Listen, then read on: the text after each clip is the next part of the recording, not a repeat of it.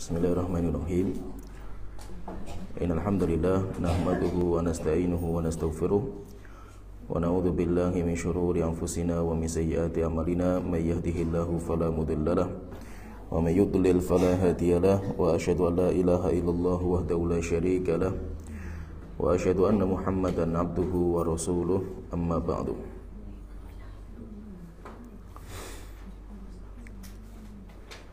Kita melanjutkan tafsir juz amma atau juz 30. Dan kita alhamdulillah atas izin Allah Ta'ala kita bisa menyelesaikan tafsir surat Al-Masad atau Tabbat atau surat Abi Lahab. Kita insyaallah akan melanjutkan tafsir berikutnya, yaitu tafsir surat An-Nasr. Allah Ta'ala berfirman, Bismillahirrahmanirrahim, Idza jaa nusrullahi wal fathu. Jika telah datang pertolongan Allah dan kemenangannya. Wa ra'aitan nasa yadkhuluna fi dinillahi afwaja. Dan engkau wahai Rasulullah melihat manusia mereka masuk di dalam agama Islam rombongan-rombongan. Fasabbih bihamdi rabbika wastaghfirhu. Maka bertasbihlah dengan memuji Tuhanmu dan memintalah pengampunan. Innahu kana tawwaba. Sesungguhnya Allah Maha menerima taubat seorang hamba. Surat ini adalah surat Madaniyah. Surat Madaniyah yaitu diturunkan setelah hijrahnya Rasulullah SAW ke Madinah. Dan surat ini merupakan surat terakhir yang Allah turunkan kepada Nabi kita Muhammad SAW. Sehingga dengan turunnya surat ini maka ajalnya Rasulullah SAW itu sudah datang, yaitu Islam itu sudah jaya, Islam itu sudah menang. Maka berarti tanggung jawab dan misi Rasulullah SAW itu sudah selesai. Akhirnya ketika misi dan tugasnya Rasulullah SAW itu sudah selesai, maka Rasulullah SAW sudah menjalankan misinya. Akhirnya Rasulullah SAW diangkat oleh Allah Ta'ala, sehingga surat ini menjadi akhir kehidupan Rasulullah SAW dan misi beliau. Sehingga setelah ini Rasulullah SAW sudah dicabut nyawanya oleh Allah Ta'ala. Maka kata para ulama, surat ini merupakan tanda akan ajalnya Rasulullah SAW. Dan di surat ini, yaitu di surat yang akan kita baca ini, kita mendapatkan di dalamnya itu gambaran bahwasanya nanti manusia itu akan berbondong-bondong masuk ke dalam agama Allah Ta'ala. Dan itu merupakan kemenangan dari Allah Ta'ala. Maka ketika sudah datang kemenangan dari Allah Ta'ala, kita diperintahkan untuk banyak bertasbih dan banyak beristighfar kepada Allah Ta'ala. Dan surat ini sebagaimana telah kita sebutkan bahwa surat ini diturunkan oleh Allah Ta'ala sebagai tanda akan ajalnya beliau. Sebagaimana disebutkan dalam beberapa riwayat, bagaimana para sahabat mereka memahami bahwa surat ini merupakan tanda akan ajalnya Rasulullah SAW. Sehingga surat ini merupakan surat yang terakhir yang Allah Ta'ala turunkan. Sebagaimana dikeluarkan oleh Imam Nasai dari Ubaidillah bin Abdullah bin Utbah. Beliau berkata, qala li Ibnu Abbasin. Pernah suatu ketika Abdullah bin Abbas berkata kepada saya, ya Ibnu Utbah, ata'lamu akhira suratin minal Qur'ani nazalat.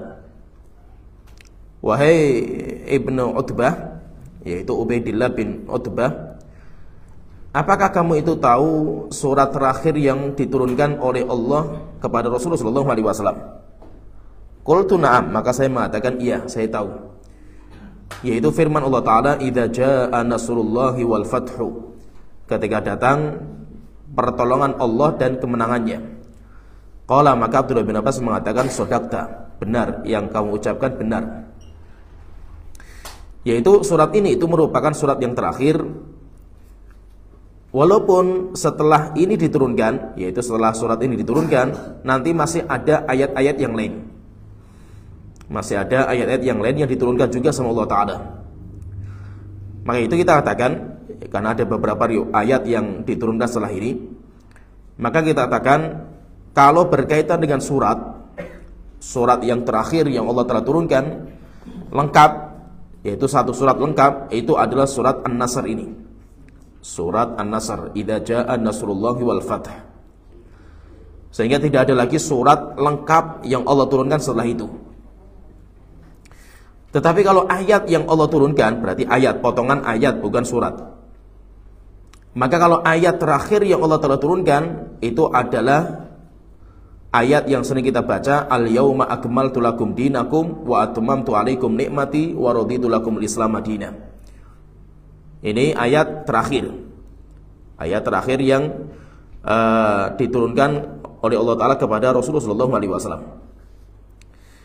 Tapi kita mendapatkan ada juga ayat terakhir yang Allah telah turunkan, bahkan itu paling akhir, yaitu lebih akhir daripada al-yauma akmaltu lakum dinakum. Kalau al-yauma akmaltu lakum dinakum itu Allah Ta'ala sebutkan di dalam surat Al-Maidah.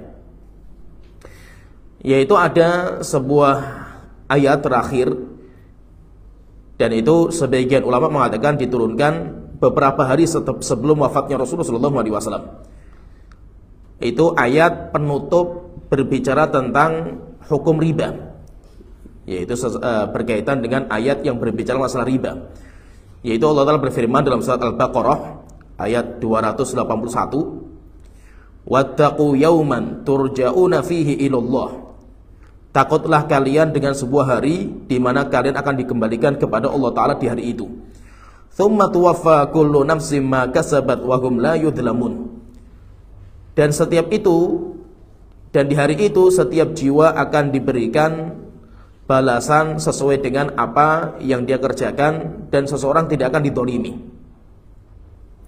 Ini kata para ulama, ini merupakan ayat terakhir. Merupakan ayat terakhir yang Allah Ta'ala turunkan. Sehingga kita katakan di sini, ringkasannya kita katakan, surat terakhir yang Allah Ta'ala turunkan lengkap itu adalah surat An-Nasr. Kemudian kalau ayat terakhir yang berbicara tentang syariat, di mana setelah itu tidak ada lagi pembahasan syariat. Syariat yang berupa larangan dan perintah. Ada perintah, ada larangan, itu namanya syariat. Sehingga tidak ada lagi namanya perintah dan larangan, yaitu al-yauma akmaltu lakum dinakum wa atmamtu alaikum nikmati wa raditu lakum al-islam madina. Al-yauma akmaltu lakum dinakum, hari ini, yaitu pada hari Jumat 9 Dzulhijjah, ketika Rasulullah SAW hajjatul wada. Beliau sedang melaksanakan ibadah haji, dan haji terakhirnya beliau. Nanti 4 bulan setelah haji Rasulullah pulang, kemudian nanti Rasulullah meninggal dunia. Maka Allah Ta'ala mengatakan, al-yauma, pada hari ini, akmaltu lakum dinakum, telah aku sempurnakan agama bagi kalian. Wa atmamtu alaikum nikmati, dan saya cukupkan kenikmatanku kepada kalian. Wa raditu lakumul islam madina, dan saya ridhoi Islam itu sebagai agama bagi kalian. Kata para ulama, ini ayat terakhir yang berbicara tentang syariat. Sehingga dengan diturunkan ayat ini, maka tidak ada lagi tambahan syariat atau amalan yang bisa mendekatkan diri kita kepada Allah Ta'ala. Kemudian diturunkan ayat nanti yang terakhir lagi, wattaqu yawman turja'una fihi ilallah. Ayat sebagai peringatan bahwasanya kita semuanya akan dikembalikan kepada Allah Ta'ala. Kita akan dikembalikan semuanya kepada Allah Ta'ala. Tsumma tuwaffa kullu nafsin ma kasabat, dan setiap jiwa akan mendapatkan balasan sesuai dengan kadar amal yang mereka kerjakan, wa hum la yudlamun, dan mereka tidak dizalimi. Dan ini perkataan ini, yaitu yang kita katakan tiga ini cara penggabungan yang terbaik. Jadi kita mendapatkan memang ada riwayat ini ayat terakhir, ini terakhir, ini terakhir. maka kita katakan seperti yang kita sebutkan tadi, yaitu kalau bicara masalah surat yang terakhir surat An-Nasr, surat lengkap. Kalau bicara masalah ayat yang berbicara syariat, maka ayat yang terakhir al-yauma akmaltu lakum dinakum. Kalau ayat terakhir yang diturunkan kepada Nabi Muhammad dan setelah itu nggak ada lagi, yaitu ayat wattaqu yauman turja'una fihi ilallah. Sehingga surat ini, surat yang akan kita baca ini, yaitu surat An-Nasr, ini merupakan surat terakhir yang Allah telah turunkan kepada Nabi kita Muhammad SAW. Dan surat ini berarti kalau surat terakhir, berarti menunjukkan surat ini adalah surat Madaniyah. Dan telah kita sebutkan bahwa Madaniyah, surat itu atau ayat itu nanti dibagi menjadi dua. Ada namanya Madaniyah, ada namanya Makkiyah. Madaniyah dan Makkiyah itu berbicara tentang zaman, bukan berbicara tentang tempat. Yaitu Madaniyah, kemudian Makkiyah itu berbicara masalah zaman, fase kehidupan Rasulullah SAW ketika menjadi Nabi. Beliau itu melalui dua fase, sebelum hijrah dan setelah hijrah. Sebelum hijrah itu dinamakan dengan masa namanya Makkiyah, setelah hijrah itu dinamakan dengan Madaniyah. Walaupun Rasulullah itu pernah ketika Hajatul Wada, kan kasusnya Hajatul Wada ini, Rasulullah ketika haji itu di Mekah. Rasulullah ketika haji itu beliau di Mekah dan diturunkan kepada beliau ayat-ayat. Terus ayat-ayat ini itu namanya ayat apa ini? Dilihat dari waktunya itu setelah hijrah, tapi dilihat dari tempatnya diturunkannya di Mekah. Maka pembagian ayat menjadi Makkiyah dan Madaniyah itu, apakah itu bicara masalah tempat diturunkan atau itu bicara tentang zaman? Maka kita katakan itu berbicara tentang zaman. Sehingga ayat apa saja yang diturunkan setelah Rasulullah hijrah ke Madinah namanya Madaniyah, walaupun tempat diturunkannya itu di Mekah.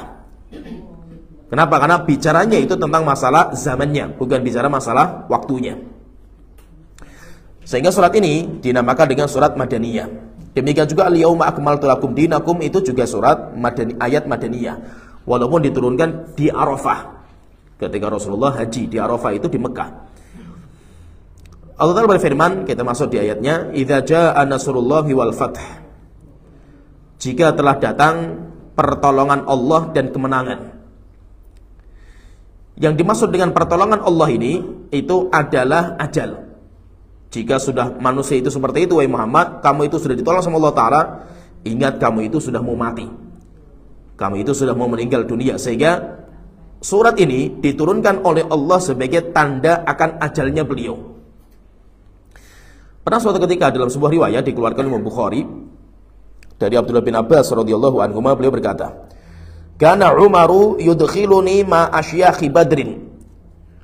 Umar bin Khattab itu sering sekali mengajak saya, memasukkan saya di sebuah majelis perkumpulan para sahabat-sahabat senior yang ikut perang Badar, yaitu sahabat-sahabat yang paling tua. Dan Abdullah bin Abbas itu masih muda. Faka'anna ba'dahum wajada fi nafsihi, maka sebagian mereka itu kayak tidak suka dengan sikapnya Umar yang membawa anak kecil dalam diskusi-diskusi penting masalah ini. Karena Abdullah bin Abbas itu masih kecil. Dan ini kan diskusinya negara ini kan nggak main-main itu. Yang diskusi di sini para sesepuh, para senior. Tapi Umar mengajak Abdullah bin Abbas yang masih kecil untuk duduk bersama. Faqala, kemudian mereka tanya sama Umar, "Lima yadkhulu hadza ma'ana?" Wahai Umar, kenapa anak kecil ini ikut bersama kita dalam diskusi kita? Walana abnaun mithluhu. Kalau berbicara masalah anak, kita juga punya anak, wahai Umar. Tapi kan kita nggak bawa anak kita ke sini karena kita diskusi, ini masalah penting yang kita diskusikan. Faqala Umar, maka Umar bin Khattab mengatakan, "Innahu mimman qad alimtum." Abdullah bin Abbas itu, walaupun dia anak kecil, kalian semuanya tahu siapa dia gitu. Pertama secara nasabnya, dia nasabnya orang yang paling dekat dengan Rasulullah SAW. Kemudian yang kedua, secara kecerdasan kita semuanya tahu bagaimana keilmuan Abdullah bin Abbas, yaitu dalam masalah tafsir Al-Quran. Akhirnya suatu ketika Umar itu ingin mengetes kemampuan tafsirnya para sahabat senior dengan tafsirnya Abdullah bin Abbas. Fada'ahum dzata yaumin, pada sebuah hari Umar bin Khattab itu memanggil semua pemuka-pemuka sahabat, yaitu sahabat-sahabat senior yang ikut perang Badar, dipanggil semuanya sama Umar bin Khattab untuk duduk di sebuah majelis, yaitu diskusi. Fa'adkhalahu ma'hum, kemudian Abdullah bin Abbas disuruh datang. Fama ru'yat annahu da'ani fihim yawma idzin illa liyuriyahum. Abdullah bin Abbas mengatakan, dan saya dipanggil itu memang tujuannya untuk menjelaskan, yaitu Umar itu menjelaskan kepada para sahabat senior tentang siapa Abdullah bin Abbas ini, tentang keilmuannya. Faqala, maka Umar bin Khattab mengetes kepada para sahabat, ma taquluna fi qaulillahi azza wa jalla. Saya ingin bertanya kepada kalian, bagaimana pendapat kalian atau bagaimana pemahaman kalian dengan sebuah ayat, yaitu Allah Ta'ala berfirman, idza jaa nasrullahi wal fath. Jika sudah datang pertolongan Allah dan kemenangan, dan engkau sudah melihat manusia berbondong-bondong masuk dalam agama Allah Ta'ala, maka bertasbihlah kamu Muhammad dan istighfarlah.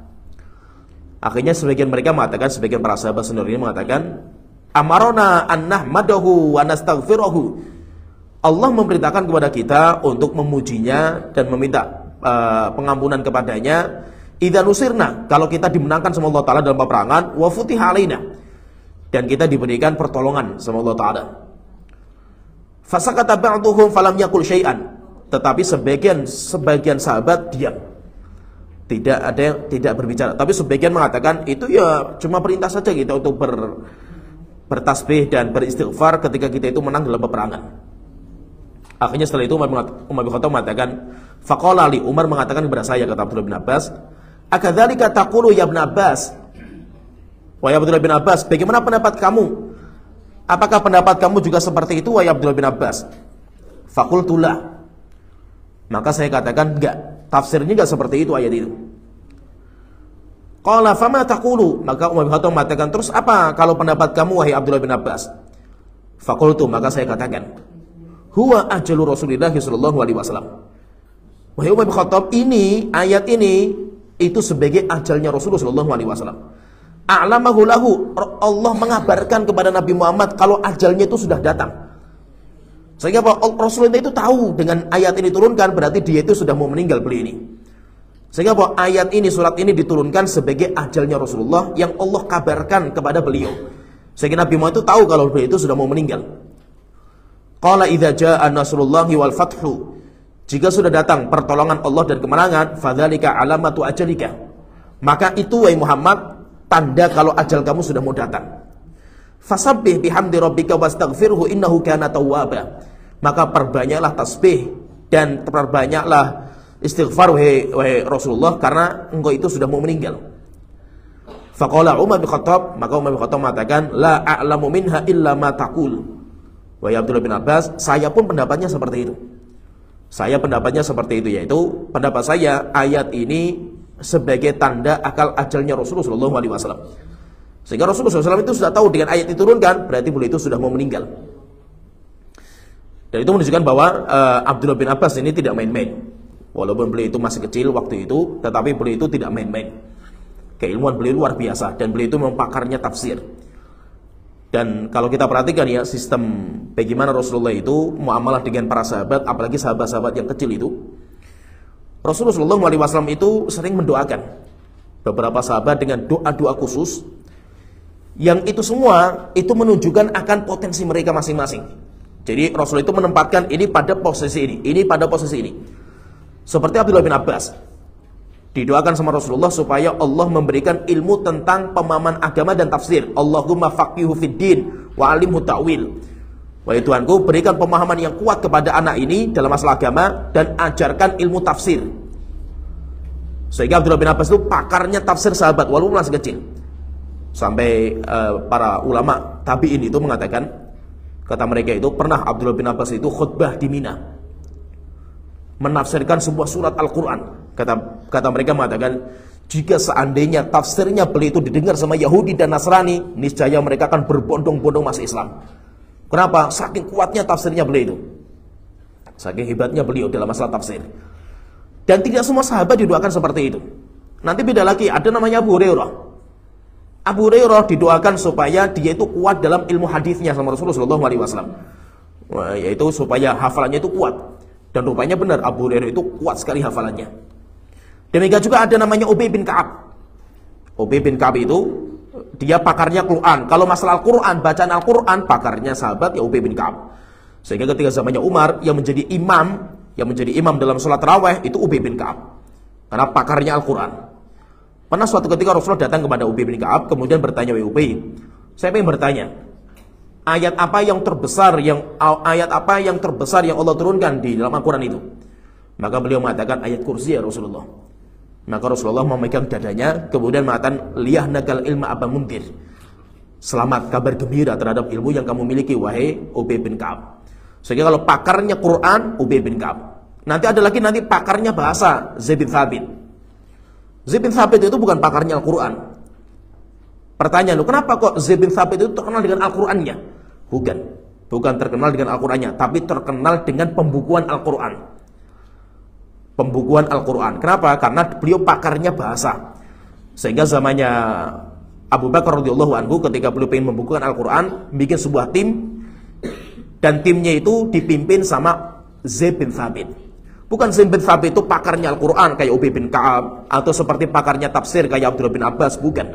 Tetapi beliau itu pakarnya bahasa. Sehingga nanti dengan mengumpulkan semua mushaf-mushafnya para sahabat yang ada di rumah-rumah mereka, nanti beliau teliti. Dengan kuatnya bahasa, ini bahasa Quraisy yang asli, ini yang bukan. Akhirnya bahasa yang bukan dari Quraisy dibuang sama dia. Setelah itu dikumpulkan hanya yang bahasa Quraisy, disitulah nanti Al-Quran itu dibukukan. Sehingga dinamakan dengan Zaid bin Thabit. Terkenal sekali Zaid bin Thabit tentang pembukuan Al-Quran itu. Sehingga Rasulullah itu menempatkan seseorang sahabat itu sesuai dengan potensi mereka masing-masing. Abdullah bin Abbas, beliau itu adalah orang yang kuat sekali dalam tafsir Al-Quran, sehingga tafsirnya beliau jadi rujukan. Dan untuk menjadi sosok seperti beliau ini, seperti Abdullah bin Abbas ini tidak main-main juga. Bukan berarti untuk mendapatkan ilmu setingkat itu bermudah-mudahan, santai-santai hidupnya, tidak. Ada sebuah cerita, Abdullah bin Abbas sendiri yang bercerita. Beliau bercerita bagaimana masa-masa belajarnya beliau. Beliau mengatakan ketika saya masih kecil-kecil, yaitu masih anak-anak kecil lah itu. Ya masih seumuran dengan yang lain. Di mana anak-anak yang lain itu mereka bermain-main, saya tidak. Saya sering ngomong ke teman-teman saya, teman-teman bermainnya itu. Mengatakan, teman-temanku, ayo kita gunakan kesempatan untuk belajar dengan para sahabat. Mumpung mereka masih hidup gitu. Para sahabat Rasulullah yang senior itu, mumpung mereka masih hidup. Rupanya teman-teman saya itu tidak mau. Mereka lebih suka untuk bermainnya. Akhirnya apa? Saya tinggal mereka. Mereka bermain asyik, saya tinggal. Kenapa? Saya lebih suka belajar gitu. Kenapa? Karena mumpung para sahabat yang senior itu masih pada hidup, sehingga bisa kita gali ilmu mereka. Sampai suatu ketika ini, saking semangatnya beliau itu dalam belajar, beliau itu mendatangi salah seorang sahabat di rumahnya siang-siang ketika panas menyengat. Biasanya kalau siang setelah duhur atau duhuran gitu itu kan panasnya menyengat. Biasanya nanti kalau sebelum duhur atau setelah duhur itu orang Arab itu jarangnya keluar. Kenapa? Mereka kebanyakan di rumah istirahat karena panas sekali menyengat.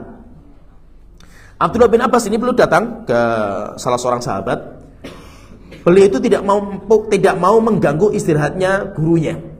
Karena bagaimanapun mereka sebagai guru. Maka beliau itu tidak mau mengetuk pintu, tetapi beliau itu menunggu gurunya itu keluar untuk sholat asar.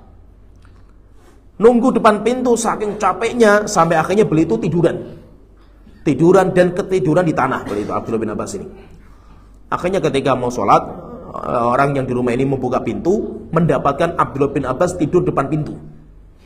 Akhirnya dibangunkan, "Nak, kenapa kamu di sini?" Gitu. Dan orang tahu siapa itu Abdullah bin Abbas. Abdullah bin Abbas kan termasuk keluarganya Rasulullah. Maka dia mengatakan, "Saya mau belajar." Maka yang punya rumah mengatakan, "Kenapa engkau tidak panggil saya saja itu? Engkau punya hubungan dekat dengan Rasulullah secara nasab. Kalau engkau panggil saya pun saya akan datang." Maka beliau mengatakan, "Enggak, yang butuh ilmu saya. Sehingga saya layak untuk datang." Akhirnya setelah itu tanya, "Kamu mau apa kesini itu?" "Saya ingin bertanya beberapa masalah." Akhirnya tanya. Sampai akhirnya terus belajar seperti ini. Sampai akhirnya beliau menjadi pakarnya tafsir Al-Quran dan beliau masih muda waktu itu. Beliau itu masih muda sampai akhirnya anak-anak muda, teman-temannya Abdullah bin Abbas dulu yang bermain bareng itu, mereka mengatakan, "Ma ra'aitu aqala nas illa hadzal rajul." Kami tidak pernah mendapatkan orang yang paling cerdas kecuali anak ini. Dulu ketika masih masa-masa kecilnya, dia meninggalkan bermain. Tidak seperti kami. Akhirnya ketika mereka muda, orang ini menjadi rujukan. Sedangkan kami dulu tergoda dengan permainan kami. Akhirnya apa? Setelah itu kami menjadi yaitu ketika pemudanya kita nggak punya apa-apa. Yaitu maksudnya apa? Menunjukkan bahwa untuk menjadi sosok seperti ini itu tidak mudah, tidak main-main, tidak mudah. Nah, jadi intinya Abdullah bin Abbas ini termasuk pakar tafsirnya Al-Quran, sehingga beliau memahami tentang ayat ini, idza jaa nasrullahi wal fath, itu sebagai ajalnya Rasulullah SAW, dan itu juga dikuatkan dengan pendapatnya Umar bin Khattab radhiyallahu anhu. Walaupun penafsiran sahabat itu benar juga, yaitu pendapat sahabat tentang anjuran kalau kita itu menang, kita itu memperbanyak tasbih, kemudian kita itu memperbanyak istighfar, itu benar juga. Tapi bukan itu sebagai tafsir ayat ini. Jadi apa yang dikatakan oleh sahabat tadi, ketika kita itu menang, kita ditolong sama Allah Ta'ala, kita itu memperbanyak tasbih, itu memang benar. Benar, memang seperti itu. Tapi kalau itu dijadikan sebagai tafsir surat ini, idza jaa nasrullahi wal fath, maka itu yang tidak tepat. Oleh itu kata Al-Imam Ibnu Katsir, saya bacakan sama beliau, falladzi fassara bihi ba'du sahabati min julasa'i Umar. Apa yang ditafsirkan oleh sebagian para sahabat yang mereka itu merupakan tempat duduknya Umar bin Khattab, yaitu para sahabat senior, di mana Umar bin Khattab itu diskusi dengan mereka.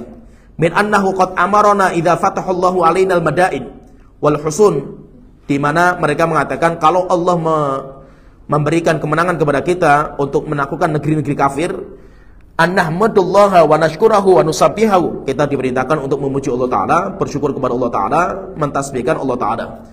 Yakni nusalli wa nastaghfiruhu, yaitu kita sholat dan kita itu istighfar kepada Allah Ta'ala. Maknan malihun sahih, ini sebuah tafsiran yang indah, sebuah makna yang indah dan benar. Benar, kenapa? Karena Rasulullah praktiknya juga seperti itu. Tapi yang jadi masalah itu kalau ini digunakan untuk menafsirkan ayat ini, ini yang tidak tepat, yang dibantah sama Umar yang di situ. Bukan perintah untuk kita itu sholat, namanya sholat al-fatah. Kalau kita itu menang, itu bukan membantah itu Umar bin Khattab. Kalau itu benar. Kemudian beliau mengatakan, waqad thabata lahu syahidun min sholatin Nabi sallallahu alaihi wasallam yauma fathi Makkah. Kenapa? Karena Rasulullah sallallahu alaihi wasallam itu ketika membuka kota Makkah, dinamakan dengan Fathu Makkah, waktu duha, dan Rasulullah itu waktu itu di waktu duha. Masuk kota Makkah itu waktu duha. Shalla thamaniya raka'atin, Rasulullah salat 8 rakaat. Rasulullah itu 8 rakaat salatnya itu. Dan Rasulullah itu salatnya di waktu duha. Sampai akhirnya para ulama berbeda pendapat. Faqala qailun, maka sebagian ulama mengatakan itu salat duha. Rasulullah itu salat duha. Wa ujibu bi annahu lam yakun yuwadhibu 'alaiha. Kemudian ada ulama yang membantah, bukan, itu bukan salat duha. Kenapa? Karena Rasulullah beliau itu jarang melaksanakan salat duha. Fa kaifa shallaha dzalikal yaum wa qad kana musafiran. Bagaimana kalau seandainya Rasul itu musafir kemudian salat duha? Rasulullah mukim saja jarang salat duha, apalagi ketika Rasulullah itu musafir. Walihadza aqama fiha ila akhir syahri Ramadan qariban min 19 yauman.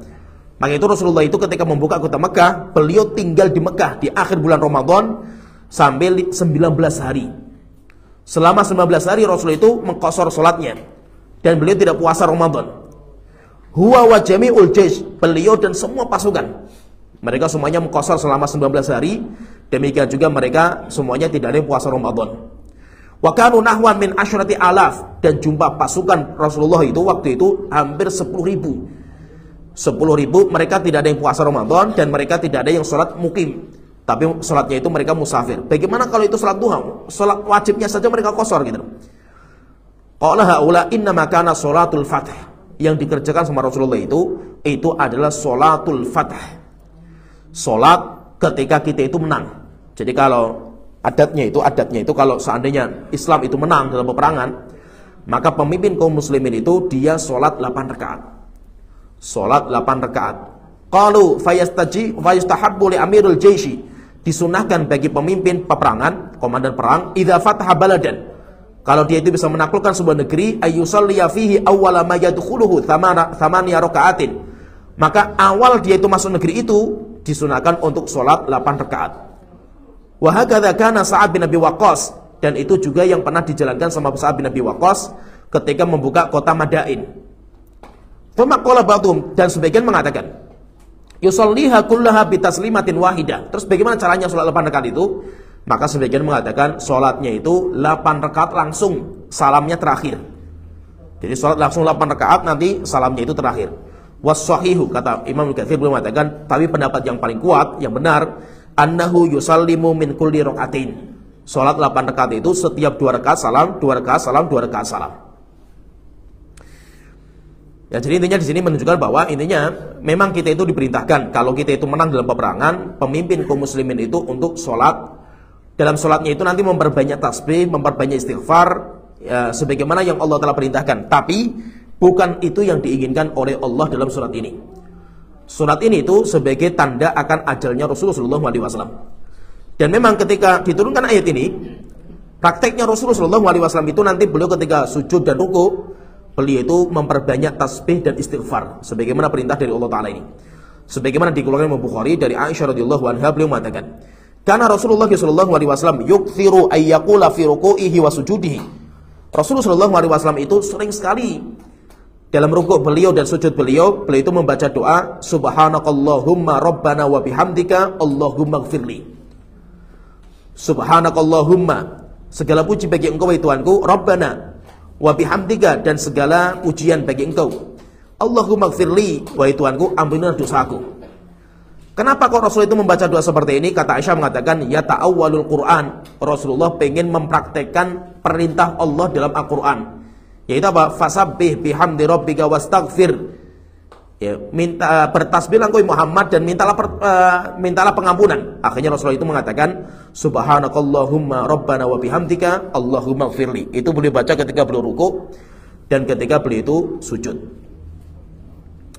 Jadi intinya di sini Allah Ta'ala berfirman, idza jaa nasrullahi wal fath. Ketika sudah datang pertolongan Allah Ta'ala, di mana Rasulullah dimenangkan. Rasulullah dimenangkan, maka itu sudah datang kemenangan. Maka setelah itu Nabi Muhammad itu sudah ajalnya sudah datang. Wal fathu, dan sudah datang al-fatah. Al-fatah itu penaklukan. Al-fatah itu penaklukan atau yaitu kita itu menaklukkan sebuah negeri, membuka sebuah negeri. Al-fatah di sini itu apa? Al-fatah itu di sini itu apa? Maka perhatikan di sini ada dua ayat. Ada dua ayat penyebutan al-fatah. Al-fatah yaitu pembukaan sebuah negeri, kemenangan, penaklukan. Sampai ada surat sendiri namanya surat Al-Fatah. Inna fatahna laka fatham mubina. Wahai Muhammad, kita akan membukakan kepada engkau dengan pemenangan yang besar-besaran. Jadi ada surat sendiri namanya surat Al-Fatah. Kemudian yang kedua, Al-Fatah yang Allah sebutkan dalam surat ini, idza jaa nasrullahi wal fath. Juga namanya Al-Fatah juga. Kata para ulama, antara Al-Fathu yang pertama dengan Al-Fathu yang kedua itu beda. Al-Fathu yang pertama dalam surat Al-Fatah, inna fatahna laka fathan. Kita akan membukakan kepada engkau Muhammad dengan sebuah pertolongan, yaitu kemenangan yang besar, yaitu penaklukan yang besar.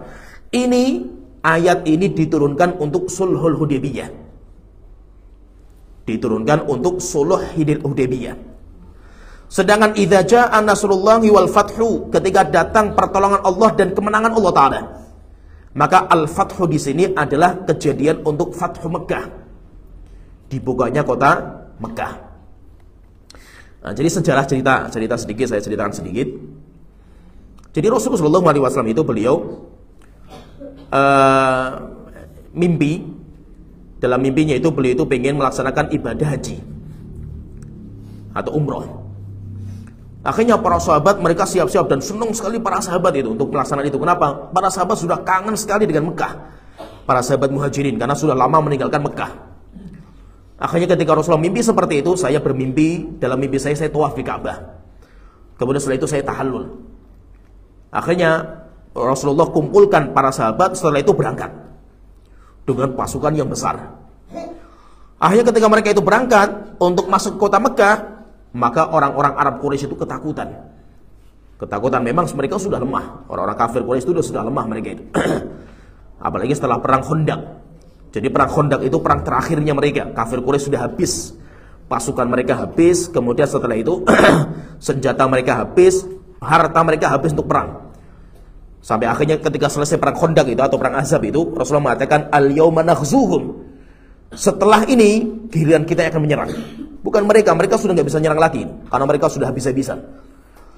Akhirnya kan nanti kan sebelum dibukanya kota Mekah itu kan Banyak tokoh-tokoh mereka, para pemudanya mereka itu yang pergi ke Madinah, masuk Islam. Seperti Khalid bin Walid, demikian juga seperti Amr bin As. Bahkan Khalid bin Walid, ini ceritanya sedikit ya. Khalid bin Walid itu sudah jenuh dengan Mekah gitu. Dan dia melihat pemandangan Mekah itu sudah berbeda gitu. Yaitu sudah banyak tokoh-tokoh yang meninggal. Kemudian orang-orang Arab juga sudah mereka meninggalkan agamanya, sudah mulai ada. Akhirnya mulai jenuh. Akhirnya apa? Dia itu sudah jenuh. Akhirnya dia ingin bergabung dengan kaum muslimin. Yaitu sudah terbukalah hatinya untuk masuk Islam. Akhirnya dia itu tawarkan beberapa temannya, nggak ada yang mau. Udah, setelah itu berangkat sendiri beli itu. Khalid bin Walid itu. Ketika berjalan, rupanya di tengah jalan ketemu dengan Amr bin As, teman lamanya. Dan Amr bin As itu musuh Islam yang keras juga. Sampai dia juga yang diutus untuk pergi ke Habasyah. Diskusi sama Najasyi untuk memulangkan orang-orang para sahabat yang hijrah ke Habasyah pertama kali kan itu. Itu kan Amr bin As. Amr bin As itu lebih dulu sebelum Khalid bin Walid, dia itu sudah jenuh dengan agama Quraisy. Beliau bingung, mau bersama Quraisy terus bingung, mau ke Muslim juga bingung. Akhirnya beliau itu pindahnya ke Habasyah. Beliau lebih nyaman tinggal di Habasyah, yaitu Amr bin As itu. Akhirnya di sana mulai terbuka juga untuk masuk Islam. Akhirnya dari Habasyah pergi ke Madinah. Ketemu dengan Khalid di tengah jalan. Khalid dari Mekah menuju Madinah. Jadi ketemu di jalan. Wahai Khalid, engkau mau kemana itu? Saya mau ke Madinah. Lah kamu mau kemana wahai Amr bin As? Saya juga mau ke Madinah itu. Mau apa gitu loh? Saya ingin masuk Islam gitu. Lah saya juga sama, saya mau masuk Islam itu. Akhirnya mereka bersama. Berdua mereka berjalan menuju Rasulullah. Ketika para sahabat orang-orang Madinah itu melihat mukanya dua orang ini, gembira semua itu. Akhirnya ketika mereka datang, berjumpalah mereka dengan Rasulullah SAW. Setelah itu mereka masuk Islam. Tapi Amr bin As itu mengatakan, wahai Rasulullah, wahai Muhammad, saya mau baiat engkau. Akhirnya Rasulullah menjulurkan tangannya. Setelah itu Amr bin As itu mau menjabat tangan itu, nggak jadi, mundur lagi dia itu. Akhirnya ditanya, wahai Amr, kenapa? Maka beliau mengatakan, ya Muhammad, saya mau masuk Islam, tapi dengan syarat. Kalau engkau terima syarat saya akan masuk Islam. Kalau tidak, tidak. Akhirnya ditanya, apa yang kau syaratkan wahai Amr bin As? Saya wahai Muhammad, dia cerita, tidak ada dosa, pintu dosa kecuali semuanya sudah saya datangi semua. Mau apa? Mau membunuh, mau jadi begal, mau jadi peminum khamr, berzina, semuanya sudah saya lakukan itu. Saya ingin masuk Islam, tapi dengan syarat, jika Allah mengampuni semua dosa saya mau masuk Islam. Tapi kalau Allah tidak menerima taubat saya, tidak mengampuni dosa saya, maka saya akan kembali ke Arab, ke Mekah, untuk bergabung dengan mereka sekalian saja, saya nyemplung sekalian. Akhirnya Rasulullah mengatakan, wahai Amr, apakah kamu tidak tahu kalau Islam itu akan menghapuskan dosa-dosa sebelumnya? Setelah itu mereka berdua setelah itu masuk Islam. Ketika mereka masuk Islam, maka Rasulullah mengatakan, laqad afladat Quraisy ma fiha. Quraisy, yaitu sekarang Mekah, sudah memuntahkan pemuka-pemuka mereka. Yaitu apa? Anak muda mereka yang ahli dalam peperangan, semuanya sudah muntah semua itu. Akhirnya apa? Sudah tidak ada kekuatan lagi bagi orang Mekah. Setelah itu apa? Nanti Rasulullah itu ketika melaksanakan ibadah haji ini, orang kafir Quraisy ketakutan.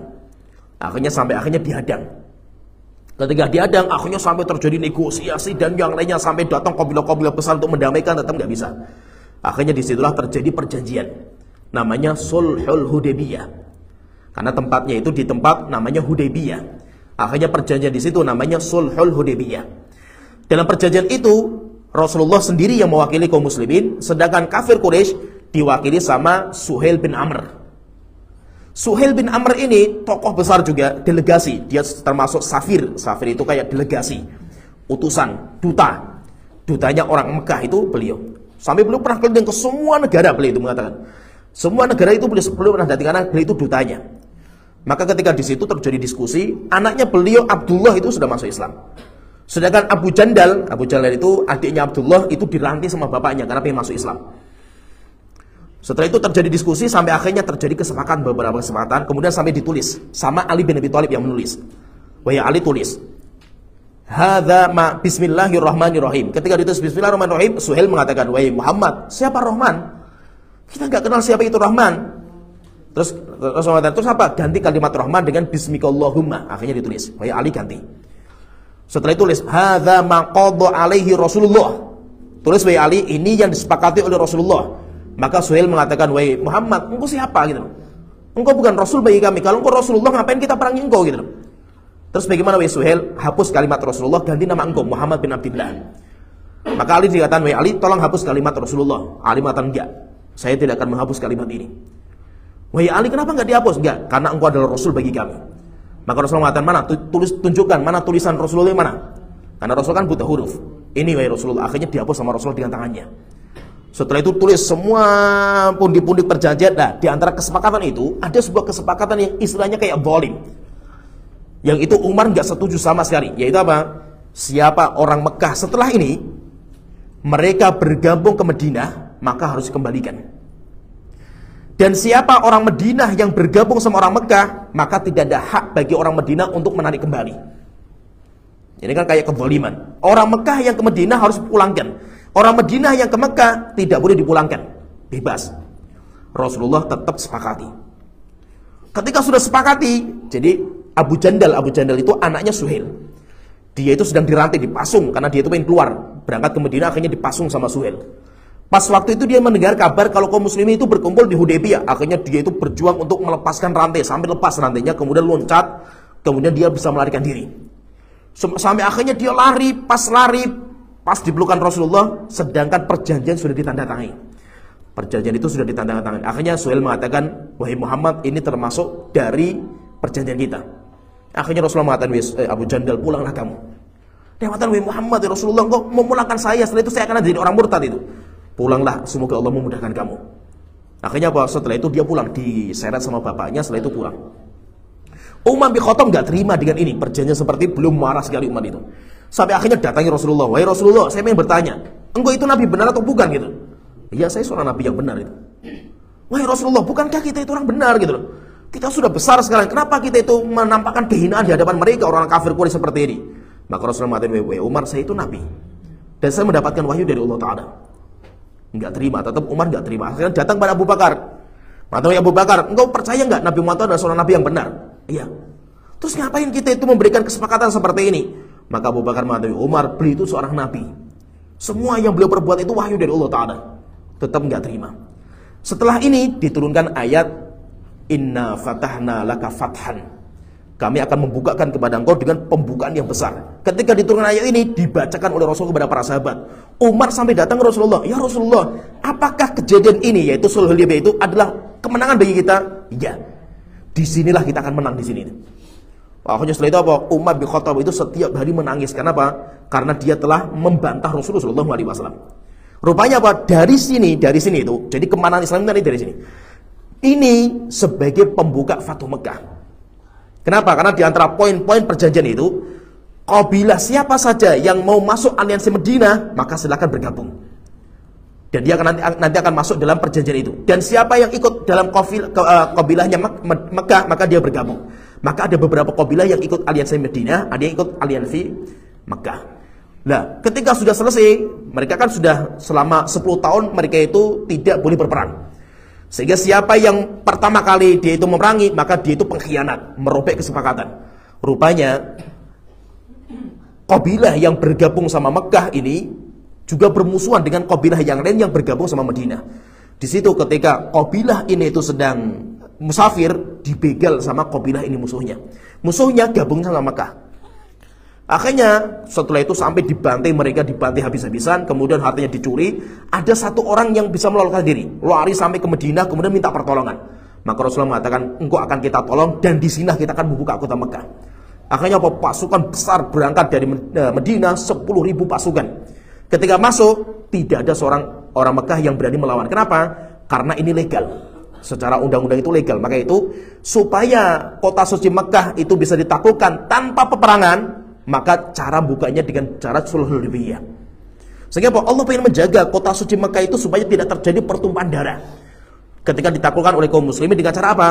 Dengan cara dibuka adanya kesepakatan Sulhul Hudaybiyah. Dan rupanya orang kafir Quraisy mereka yang merobek kesepakatan. Akhirnya ketika masuk, orang kafir Quraisy cuma menonton. Tidak ada di antara mereka yang melawan. Kenapa? Mereka salah. Mereka salah. Sampai aku ketika masuk, berhala dihancurkan semua, orang semuanya menonton, gak ada yang berani melawan sama sekali. Kenapa? Karena memang mereka itu legal, masuknya ke negeri Mekah itu legal. Sampai akhirnya kita sudah hancur. Setelah itu dikumpulkanlah orang-orang itu, orang-orang yang masih kafir itu dikumpulkan. Setelah itu mereka dimaafkan semuanya sama Rasulullah. Rasulullah kumpulkan semua mereka yang mendapatkan suaka keamanan itu, dikumpulkan semuanya. Setelah itu Rasulullah bertanya, wahai orang-orang Quraisy, madza tarawna anni fa'ilun bikum? Saya ingin bertanya sama kalian, pendapat kalian apa yang harus saya kerjakan untuk kalian gitu. Kayak mau apa ini masa itu? Kalian mau saya apakan gitu loh. Sekarang kalian sudah kalah gitu loh. Dan kalian semuanya di tangan saya semua gitu. Terus bagaimana pendapat kalian? Akhirnya mereka mengatakan, wahai Muhammad, kami minta maaf, yaitu kita telah salah gini. Setelah itu Rasulullah mengatakan, idhabu fa antum tulaqa, pergilah kalian semuanya, saya bebaskan karena kalian semua saya merdekakan. Gara-gara Rasulullah memaafkan semua mereka, akhirnya berbondong-bondong nanti mereka itu masuk Islam. Dan orang-orang Mekah itu, mereka itu menanti memang. Jika Muhammad itu menang, bisa menekan Mekah, berarti memang Muhammad itu nabi benar. Akhirnya nanti ketika bisa menekan kota Mekah, akhirnya nanti kabilah-kabilah Arab semuanya berbondong-bondong nanti masuk Islam. Selama 2 tahun, nanti sampai full semua kabilah Arab semuanya masuk Islam. Gara-gara kejadian Fathu Mekah ini. Ya, azan dulu. Ya, kita lanjutkan sedikit.